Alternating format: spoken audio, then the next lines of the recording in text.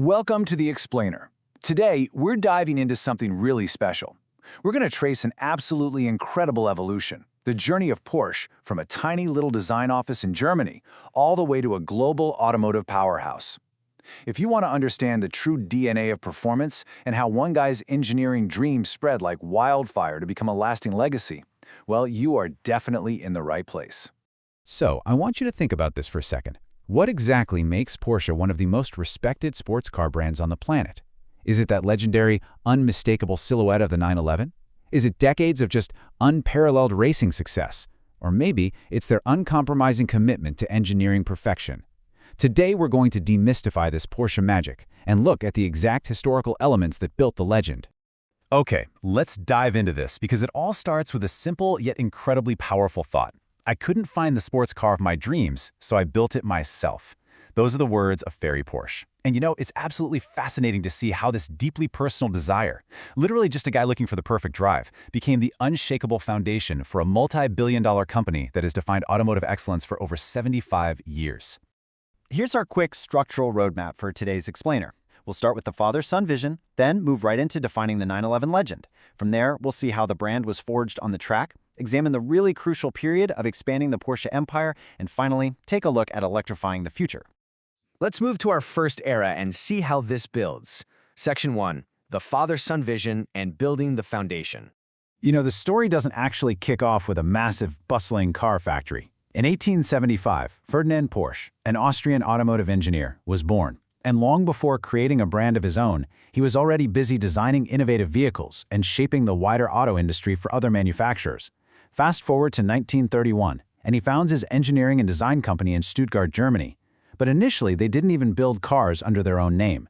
Instead, they developed technology for others. It wasn't until after World War II, in 1948, that Ferdinand's son, Ferry Porsche, took a massive chronological leap and built the first official production car to actually wear the Porsche badge. And that very first car, it was the legendary Porsche 356.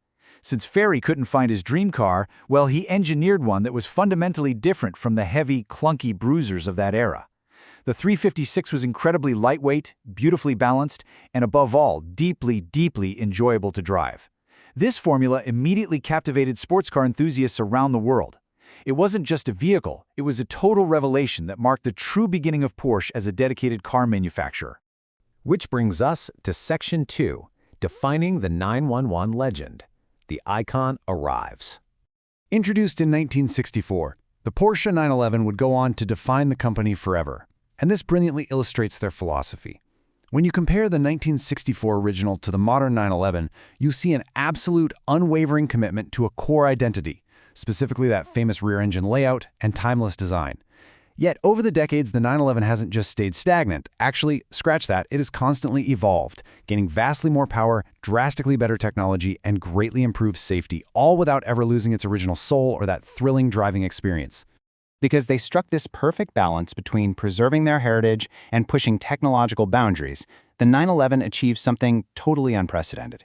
It stands today as the best-selling luxury sports car in history. It's just an absolute masterclass in product evolution. Moving right along to Section 3, forged on the track, racing dominance. This number pretty much says it all. Thousands of victories. Thousands! Porsche didn't just participate in motorsports, they utterly dominated it. The brand has achieved a staggering track record across various motorsport disciplines, but they're perhaps most famous for their numerous overall wins at the grueling 24 Hours of Le Mans. This incredible run makes Porsche one of the single most successful manufacturers in the entire history of endurance racing. But so what, right? Why does this matter for us? Well, it's all about the translation of engineering data. When we look at track technology versus street cars, we see a core Porsche philosophy at work. They've always firmly believed that racing improves road cars. Motorsport isn't just some expensive marketing exercise to win shiny trophies. It's a high-speed laboratory. The extreme lessons learned in endurance racing are directly transferred to improve the production vehicles sitting right there in the showrooms. Now, things get a bit tense in Section 4, expanding the Porsche empire, the high-stakes gamble. For a long time, the name Porsche was synonymous strictly with two-door sports cars. But to survive and thrive in a changing global market, they had to step drastically out of their comfort zone. They successfully expanded their lineup, creating a broad automotive empire. Just look at this roster of hits: the Boxster, the Cayman, the Cayenne, the Panamera, the Macan, and the Taycan. This wasn't just adding a few cars to the mix. This was completely redefining what a Porsche could be in terms of size, shape, and utility. Now, what's really interesting about this evolution is the Cayenne SUV. When Porsche introduced it, the decision shocked a lot of sports car purists. A heavy Porsche SUV?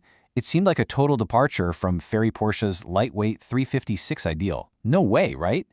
However, it proved to be a brilliant, high-stakes gamble. The Cayenne became one of Porsche's biggest commercial successes, bringing in the massive revenues needed to secure the company's future and fund the continued development of their sports cars. Which leads us to Section 5, Electrifying the Future, the next evolution. As the global automotive world undergoes its biggest shift in a century, Porsche continues to innovate. Launched in 2019, the Taycan was a massive statement to the world. It proved that an electric car didn't have to be just a silent, boring appliance. It could deliver true Porsche performance, complete with breathtaking acceleration, advanced technology, and everyday usability.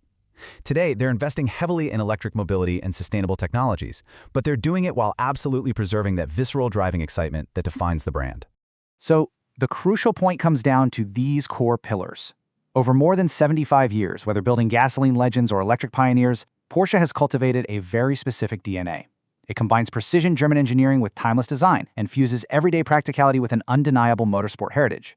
Every vehicle they build is infused with careful attention to detail, which is exactly why the brand is revered by drivers and collectors across the globe. It's the balance of these pillars that makes a Porsche, well, a Porsche. As we wrap up this explainer, I want to leave you with this provocative, forward-looking question. As the world goes fully electric and combustion engines slowly fade away, will the true soul of the sports car survive? If history tells us anything, Porsche will be using every single bit of their track-tested engineering to ensure that it does. Thank you so much for joining me to explore this incredible journey and keep questioning the world around you.